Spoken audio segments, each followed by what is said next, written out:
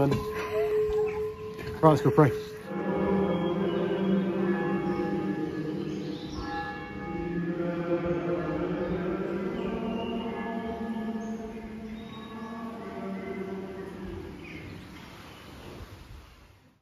Hello everyone, welcome back to the channel. Today we're doing a bit of a vlog. So Tom and I have come out, we're in the car at the moment. Tom and I have come out to Fountains Abbey, Studley Royal, which I always just call it Fountains Abbey. It's in North Yorkshire, just outside Ripon, about an hour and a half from where we live in West Yorkshire. So the last time I came here, I was about 15, 16, something like that. And I came with my mum and Alan. And I absolutely loved it. And then I came, oh no, that wouldn't have been the last time I came. I came a couple of years later with my college group, my medieval English college group, and really enjoyed it as well. And it's been somewhere I've been wanting to come back to for a long time.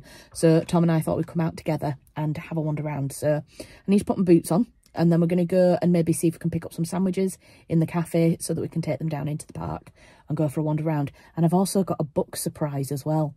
For later on, so I'll show you that in a minute. So yeah, if you want to follow a vlog with us in Fountains Abbey for today, then keep watching.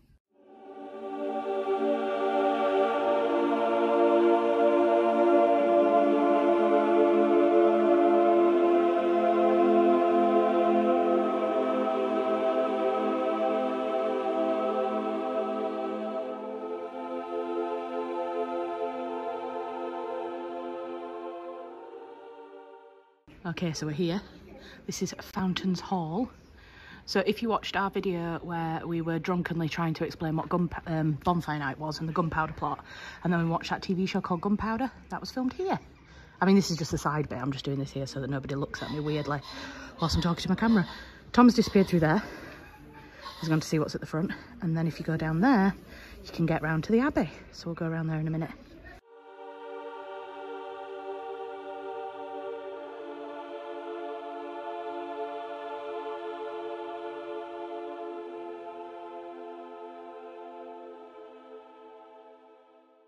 So we've just been inside Fountains Hall.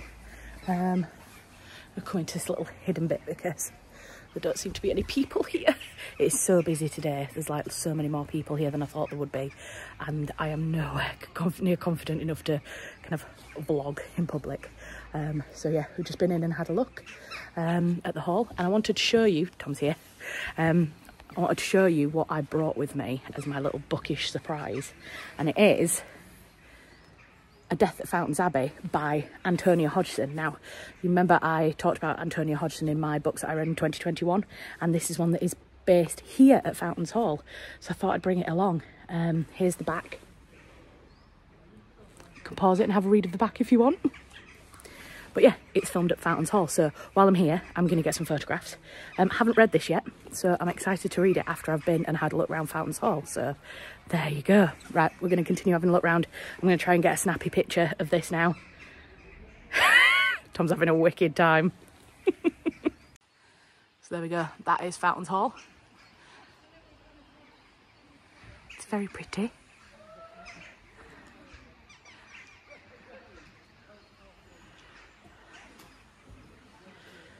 As you can see, Tom's thrilled. Do you want to go see the Abbey now? Yeah. Yeah, okay. Let's go see the Abbey. I haven't looked enough old buildings yet. Yeah, but this one's at least a bit more exciting than that. Oh, look at that. It's just so beautiful. Oh. I wonder if it's got some sidings in it. Stones, isn't it? Really? Stones? What, bricks, whatever they're called. Yeah, all the individual bricks are huge, aren't they? And all different shapes and sizes as well, which I think was probably what was generally done. You can see the different stages in its building. So can you see? I can't, but I'm sure you're going to tell me. The very top layer, Mm-hmm. the bit, I'm going to just hold my phone properly so I can show it on here as well. This bit up here, so where the top line of edging stones is, and you've got the bit with the like kind of coronet bit up the top, and then the triangular bits. I can see that's all different That colour. all is a different colour, which suggests that at one time that was added on. Well, fuck me. You really do have a way of pissing on history. Yeah, I do. It's just not interested. Not interested. It's some rich person's house. It's not about the rich people who lived in it though, it's the architectural history of it that I like. There you go. Yeah, it's alright, yeah. That's the Abbey. What do you think? It's alright, yeah. Just alright? Better if you want people, eh? Well, that's true. Pretty impressive that it's still standing. Yeah. It's got no roof. Yeah, and bearing in mind it was built nearly 1,000 years ago. Was it really? Yeah. Wow. They used to build things back then, didn't they? Yeah, they did. That's my contribution to history. So go on then, drop some facts. So this is the Cistercian Abbey, and the monks that lived here were of the Cistercian variety of Catholicism. Well, that's why they built the Cistercian Abbey. That's why they have a Cistercian Abbey. They wouldn't have built a Benedictine Abbey, would they? Well, no, they wouldn't. All right, sassy pants. I thought you'd done your contribution to history now. No, if you're doing the tour guide bit, you have to expect some hecklers. So yeah, it was... You're stuck now, aren't you? No, I'm not stuck. People go by. No, no. Well, people think I'm an arrogant arse, like spouting history stuff all the time. Why? I'd well want people to think I'm an arrogant arse. Right, go on, continue. Yes, it was the 12th century, so the 1130s, I think, when they first settled here. The abbey wasn't that big then, obviously, but some parts of this original building still date back to the 1100s. And then they were wool merchants, I suppose. They used to have sheep all in the surrounding area, so all of the fields and acres around were owned by the abbey, and they would have hundreds and hundreds of thousands of sheep, and then they would take the wool and make it into raw materials that they'd then take to market days nearby, to make into jumpers, to make into cloth, to make into all sorts of stuff. And that's how they had the money then to fund the building of the abbey. That, and people would give an awful lot of money to have their souls saved.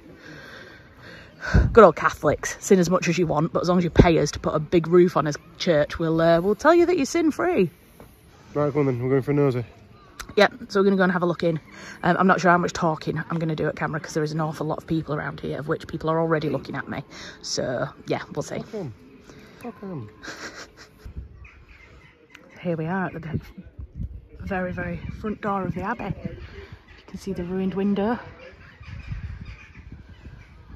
There's Tom taking a photo.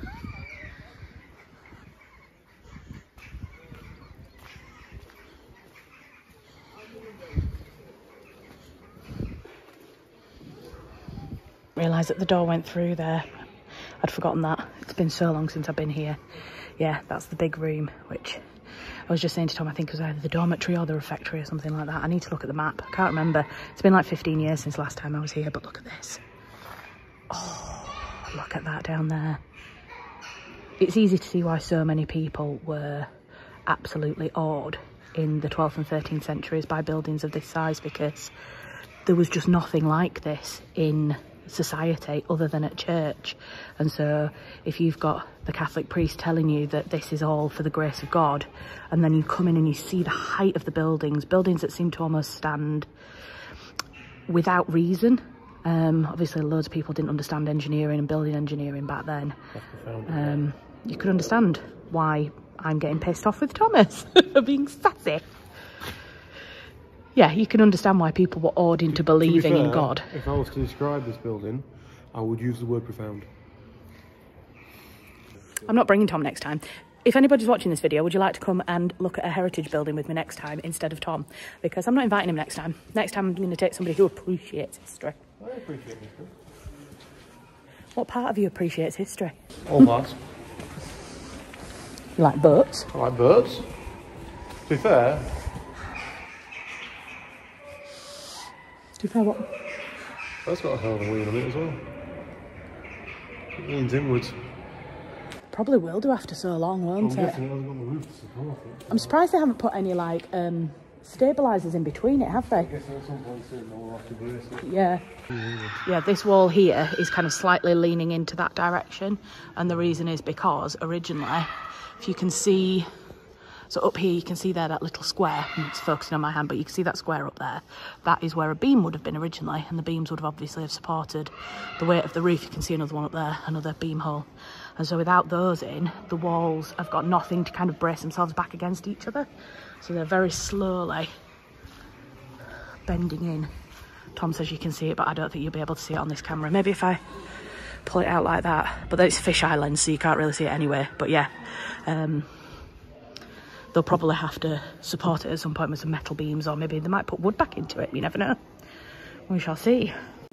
But yeah, I was saying, when I did my master's degree, I had this idea of like using virtual reality almost to put layers of history back into ruined buildings like this. So you would have your phone, and then you would like rent goggles almost off the kind of like the visitor centre, and then you would be able to go down to a place like this and put the goggles on, and you'd be able to see it at different times. So you could like put it to the 11th century and see it when there was like a tiny church here, and then you'd be able to flip forward to another period in history, like say the 1300s, after the main part of the church had been built, and you could walk around it, and through the VR goggles you'd be able to see what it would have looked like. Now it's difficult because obviously if you've got virtual reality goggles on, you can't just go wandering around. There would have to be certain spots where you would be able to do it, and maybe that's where the goggles are, I don't know. But it was an idea that I had, and I wanted to apply for some PhD funding to develop it, to be honest. But at the time I didn't know, well, I still don't really know anything about virtual reality technology, and it was early, you know, we're talking like 2009 when I had that idea, and virtual reality wasn't even really a thing at the time. But I believe there are people working on it now. I think people are working on that kind of heritage-based virtual reality stuff, so you never know. Yeah, you never know. At some point in the future, you may be able to visit places like this, Fountains Abbey, with virtual reality technology and be able to look back down this corridor down here and see the roof vaulted, see the colours. I mean, the colours in an abbey like this, you know, we kind of think of, you go into churches now and you see a lot of plain white, you see a lot of like wood colours. But at the height of this as a Catholic church, it would have been absolutely like boldly coloured. There'd have been reds, blues, golds, loads of different colours.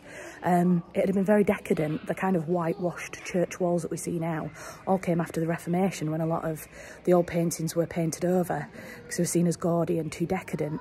But yeah, it would have been resplendent, if I want to sound pretentious. Yeah, so who knows, maybe one day soon technology will allow us to see these things. Here we go, you're in the central part of the church now. Forgive me, I'm not actually very good at knowing the different terms. Is this the nave? The cross section, basically. And there's the big tower, which is still standing. Now, I believe at one time there was a mirrored one on this side, but it might have been a different style. The windows are of different styles, so these windows here on this side are more Norman in style. You've got that kind of rounded top, which is very Norman, very kind of 11th, 12th century. You what, sorry? The steeple's newer than the rest of it, you can tell by looking at the fence. Yeah, you can. That this would have mirrored that originally, and that's been built later. Or it might have only had one steeple at one time, and then this one was maybe added on. No, I'm saying that's what you said, that steeple, this nave, if that's what it's called. I'm not sure, but yeah. Well, with the mirror of that one. They weren't always. It was weird. Sometimes they didn't match even when they were built. They didn't match. You would think, wouldn't you, that they'd match them. But see where the steeple starts is the same distance as it is to that wall. Yes, but if you look at the archway there, you can see where the stone's been built over the previous arch detail. Well, there might have been something else there, wouldn't there? But the steeple. So yeah, the steeple. I think the steeple will probably be, judging by the looks of it, I would say that's probably 15th, 14th century. Whereas the Norman bits, the kind of round things, those are very much more like 11th, 12th century. Again, I'm not professing to be an expert, so don't quote me on it. But that's what I believe. Let's go in and under. So, oh God, I just love standing. Like if we stand here, oh, look at how we're stood right underneath all of that stone. Oh, could you imagine if it just fell on your head? And this is the inside of the tower. Oh, look, you can see the little doorways. Let me see if I can pull us into a corner. Can you see the little doors? So I think in that corner there must be like a spiral staircase, can you see there's 3 doors all the way up? So originally there would have been floors. So where you can see these kind of lines, there would have been floors. So you wouldn't have been able to see all the way up to the very top originally. But there would probably have been a hole in the middle because there would have been a bell tower right up at the top, and then the bell things would have come all the way down here, and that's where they would have rung the bell. In fact, I suspect that that door maybe leads up somewhere to get up there. I don't know, there don't seem to be doors on the other side. There is one there. So perhaps what you do is you come in here, there's a spiral staircase that leads up to that door, and then you would cross over and there's a matching spiral staircase right up to the top. That's what I suspect that looked like. But look how cool it is. So beautiful. So Tom has to bring some element of science into everything we do. Oh. 2 degrees. This house is going to fall the fuck down. That's an inside joke, and I'm not telling you what the inside joke is, but it's inside joke. Oh, it's even worse there. It's going to fall down. Yeah, so I've got the camera out to show you this. It's beautiful flooring. Look at this design here, crosshatch design. Oh, it's just so intricate. Beautiful. The care with which it was gone to like make each element of the abbey beautiful is just incredible. Oh, you can see the sunshine. So I found Tom in this little hidey hole, which he was like, I think it's a big fireplace, I think it's a chimney. So I looked up. Yep, definitely a chimney. How amazing is that? Bit creepy as well. And then if I come out and turn around, look at that. The size of that fireplace. It's absolutely huge. This is nice. There's not many people down here, which is nice. Look at this. 1200s, it was one of the most important monastic houses in the country. So it's a bit muddy down here, but look at the water. It's so nice. And this is, this is part of the medieval sewage system. Cool. So they were renowned even in like the 1100s and 1200s for having really, really hygienic living kind of accommodation and stuff. Sit in there and the stream washed it away. Yeah, basically they made the living accommodation and the toilets over the stream so that you would go and do your business and it would wash it all out naturally into the water and go downstream. Yeah, look. Yeah. Cool. Yeah, there you go. You can see it better. Better there. Over the outbuildings and, you know, offices. Well, I think that might have been the kitchen because of the size of the chimney. Oh, look, you can see the chimney from the outside now that we've just been having a look at. It doesn't look that old. It's probably older than you think. Yeah, really. Older than it looks. Yeah, and these are all the kind of outbuildings.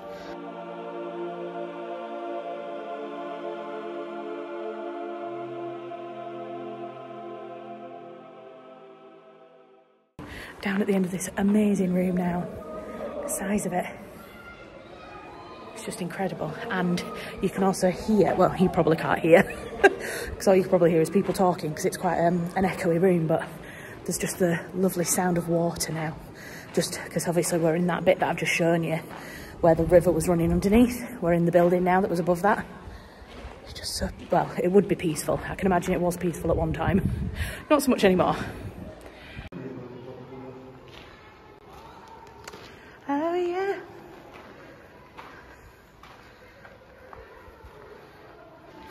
Oh, the vaulted ceilings are just incredible as well, although they look a little bit precarious these days. Sun's going down, which is making for very beautiful images, I have to say. Just looks so beautiful, although the mud is not so beautiful.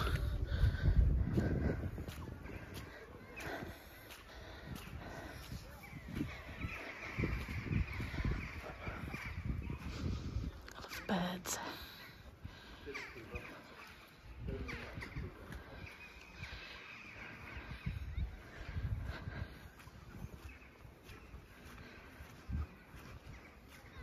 Tell you who I would like to bring here. L'Oreal and Joe. Yeah. I think they'd really enjoy it. I think they'd like the history, but also I do believe they are of the Catholic faith. So I think they'd find it interesting from a Catholic point of view, learning about the kind of English history of the Catholic faith in England. I don't know if you're watching this, guys, but whenever you come to England, we will bring you here. It's not far from our house. The fact that this abbey was here 500 years before America is crazy. So it were Henry VIII's dissolution of the church. Monasteries. Yeah. The break with the Roman Catholic Church that led to the dissolution of the monasteries eventually. Why didn't the Protestants just take them over? They were already ruined, to be honest, for the most part, by the time the Protestants took them over. The Protestants didn't want them. The Protestants were like, these are symbols of excess and corruption and decadence. They were filled with what they perceived as fat, entitled monks who took money and didn't do much with it. If I was a bloke in that time, like, you know, a medium-sized landowner or something, I bet you could have snapped this up for a pittance. A lot of people did. Banging house. A lot of them did. So, you know, Lord Byron's house. Yeah. Oh, what is that called now? Byron Manor. Byron Manor. Yeah, I can't think what the name of it is, but there is a name. And that basically was exactly the same. That it was an abbey and it was bought by Henry VIII. So Henry VIII had all these courtiers and mates that he backhanded things to, and he sold the properties. So what he did was he actually shafted... Oh, Henry VIII was as well. Well, his advisors were, he wasn't. You know, let's nick all the monasteries, nick all of the wealth from them, take all of the money, we'll make a fortune, and then we'll sell them to our friends. Genius. Make money twice. Although I think some he did give away for free. But yeah, a lot of them did end up being turned into stately homes. There you go. So that is Fountains Abbey that we've had a look round. Worth £17 of anybody's money. Yes? No, it's an interesting building, and like it's pretty impressive, but 17 quid's a bit of a piss take. Yeah, yeah.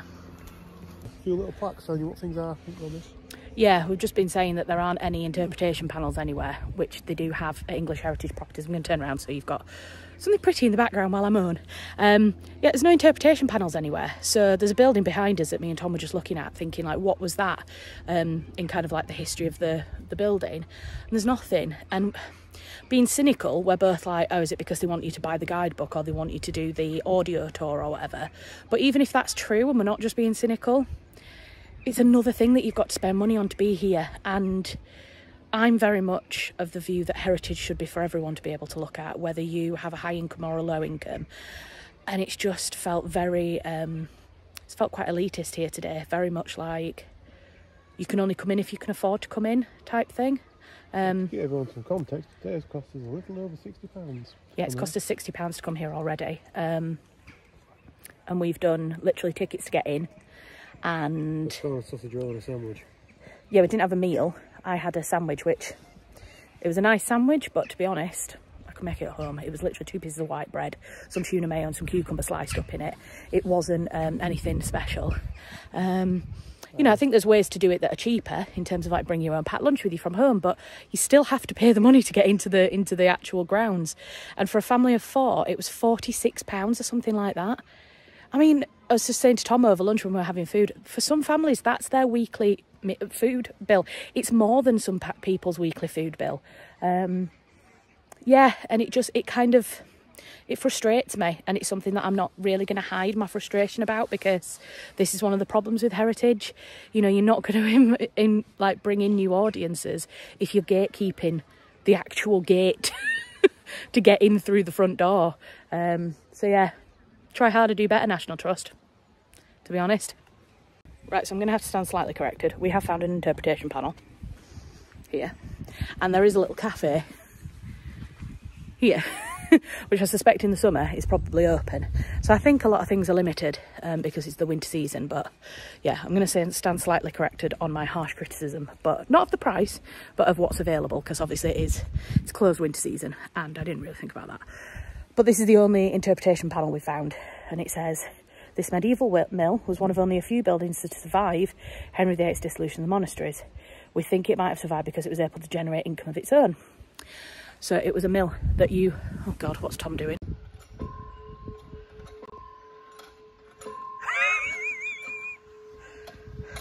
You found a bell, love? That's pretty cool, to be fair. Does it say why you would ring the bell? Let's go and have a look at him. Just call people to prayer. Yeah. Oh, there we go.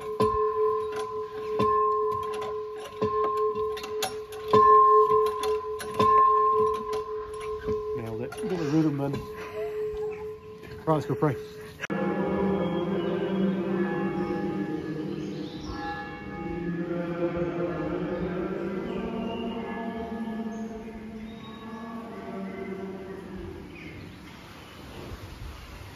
Let's go and have a look at the water wheel.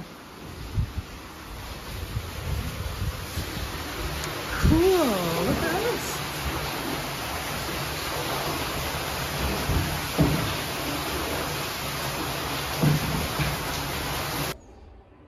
I can't tell you how happy that makes me. Hello everyone, Charlotte here, talking from the future.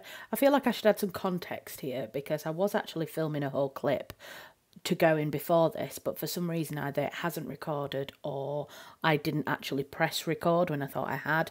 Apologies about that. So basically this is the inside of the mill building upstairs, and it's a 13th century building. It's very old, and I found a bookcase.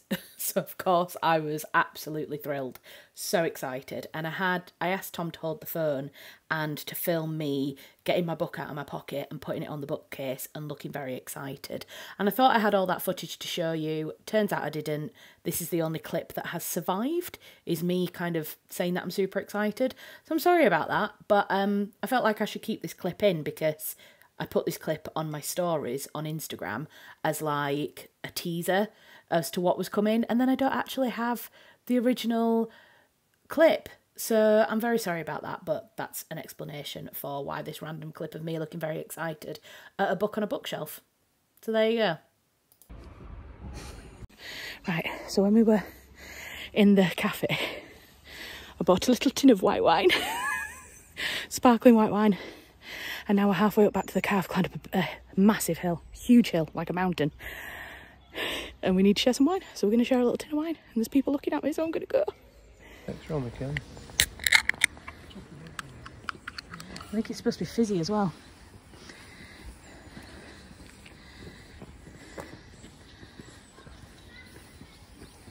Verdict? Yeah, it's pretty rough, is that? Then again, though, it is from Austria.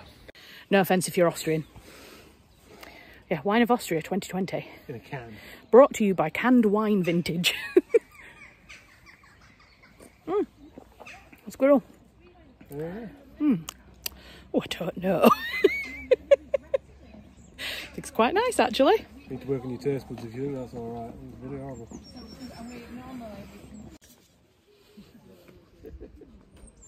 Doesn't look like that. He probably goes walking around time all the time, never takes his backpack, going for a walk. I need my walking backpack. Yeah. Having a great time sitting here. Got some wine, I'm judging people. What's not to love? No. Thank you. Doesn't want it. I have a more refined palate than you, clearly. This is when you can tell which of us went to private school and which of us didn't. Yeah, it shows through at times like this, doesn't it? Then again, I was far too school for cool when I was at school, and you would have never found me sitting on a bench drinking wine out of a tin. Yeah, look, that's pretty rough, actually. Oh. Right, we're back in the car. Just walked back up. My hair's a bit wild. Just got back in the car. Back's a bit sore now, but it was good. It's really good to go for a walk. My glasses are steaming up because I've sat down, which usually happens, doesn't it, when you're warm and then you sit down.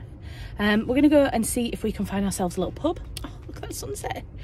Yeah, we're going to go see if we can find ourselves a local pub. We saw a couple on the way, so hopefully, I think, is that what you're looking at now? Yeah. Tom's looking on Google Maps now to see if there's a local pub somewhere nearby that we can just go for a pint. Yeah, we're going to go home, and yeah, you don't need to see us do dinner and stuff. So I'm going to leave this here. I hope you've enjoyed coming to Fountains Abbey with us and spending the day having a look around a heritage site and this, that and the other. I might be inserting some clips of me from later on, just like what I thought of the trip and this, that and the other. But if you've seen that already, and I hope you enjoyed it, let me know what you thought of Fountains Abbey as you've had a look around it.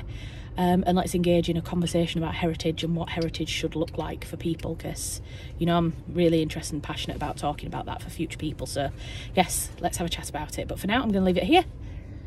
You say goodbye? Bye bye. And we'll catch you up for another vlog in the near future. Bye guys.